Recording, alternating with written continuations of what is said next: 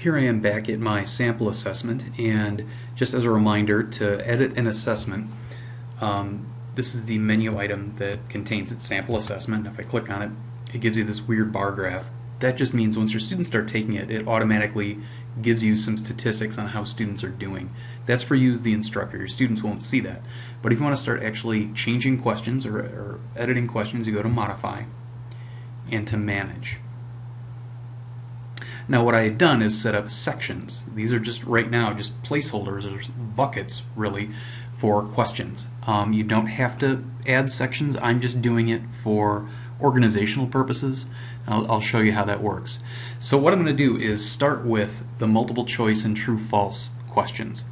And if you kind of know Google, you look for these icons. And here's where you can add. Here's where you can edit the section itself. So if I wanted to edit the title, or I want to actually randomly select 3 questions, because what I'm going to do is I'm going to start to add questions. And this is where you actually get to the meat of your assessment.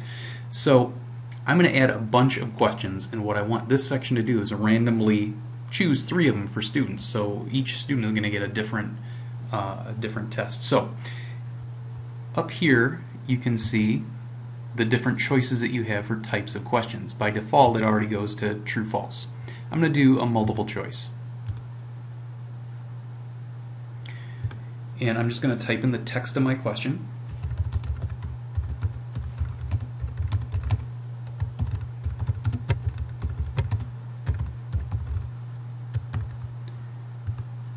Pardon my bad typing. And then you start typing in your choices. And my choices are going to be 1603, 1066, 1707, and 1215, which I hope is the correct answer.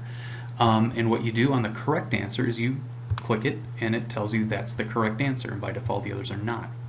So what I could do is I can save that question or add the question to my test.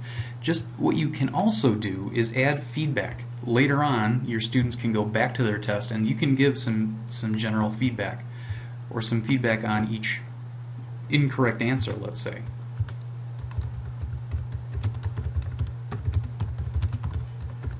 Now you can actually give them some useful feedback, but this is just a general idea. And again, this doesn't happen when they're taking the test.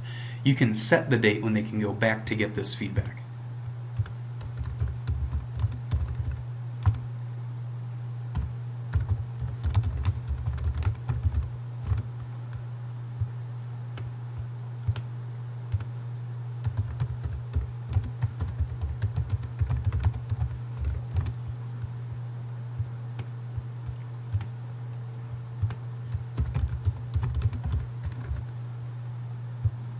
Then I'm just going to add this question to my assessment.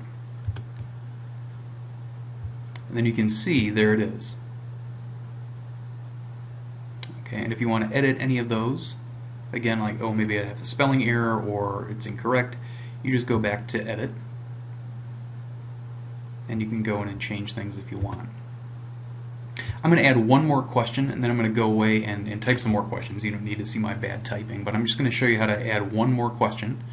And again, you'll look for that little plus in the section you want. I wanted my multiple choice true-false section. I'm going to add a question, and the same thing pops up. I want a multiple choice, and this one,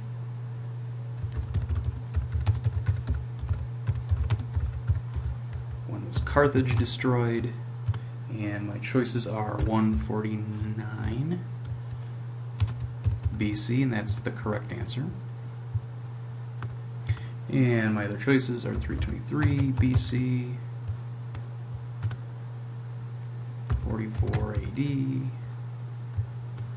and 70 AD. And I'm going to add that question.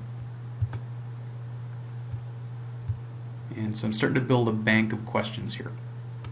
So I'm going to stop the recording here. I'm going to type out a few more questions, and then I'm going to come back and you'll be able to see what this test looks like so far.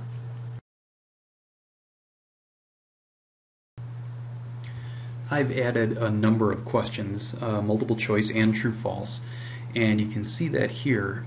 This assessment, according to this section, it's going to choose 3 questions for students out of 10 that I have entered, and I'll just quickly scroll down. I'm not going to go through all of them, but I've entered 10 different questions, and you can see them all here. I've even added a true or false, and if you want to see it, it works exactly the same as multiple choice. It's just the choice here is true false, and instead of 4 choices, or it's just 2. Okay, so what I want to do is show you, once you have this entered or have some questions entered, you can preview what it looks like from the perspective of a student, and that's really important, just so you know kind of how it rolls. And so that comes from this button here. I'm just going to hit preview. Now here's what a student will see when they hit their assessment. It'll say begin assessment, or begin the exam here. Remember, this was in the introduction. You can add whatever you want there. And it's giving them some introductory info. It's available starting on Saturday, March 31st. Again, you can change that. The time to complete, 1 hour, you can change that, and you can take the exam multiple times. You can change that.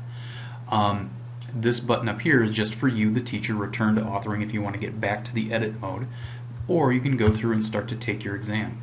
Now remember, this is one where I've set it up 1 question per page, and then the student hits next. I don't know. And I've deliberately answered one of those incorrectly. So you can save your answers and come back, or as a student, save and submit your exam.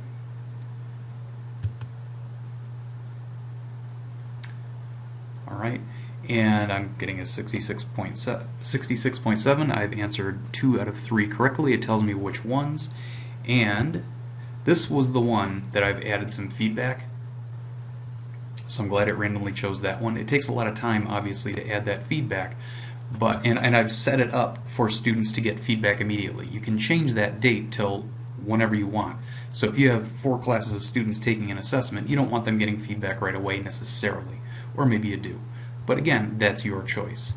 So I'm going to take the exam again as a student, just to show you the way I've set this up randomly. It should come up with 3 different questions.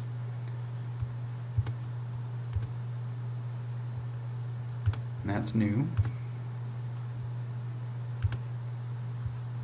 Save and submit.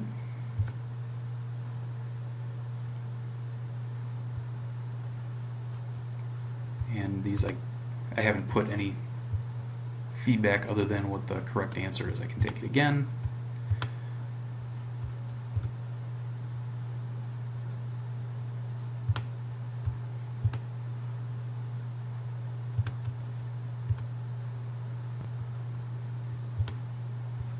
Okay, so you see the different questions are coming up every time. Yeah, I got that one right. And I did put some feedback in this one.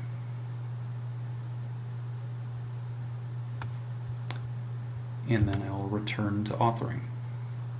So from here, what I can do is I can continue under this section to add questions if I wish, and continue to build that pool of questions. Or if I want to change that, I don't want it a 3 question, I want it to be 5 questions. Okay, it's all in these commands up here, either editing the section or adding a question. Now my next clip, I'm going to start adding short answer and essay questions. It's really similar, except I would be adding questions in this section.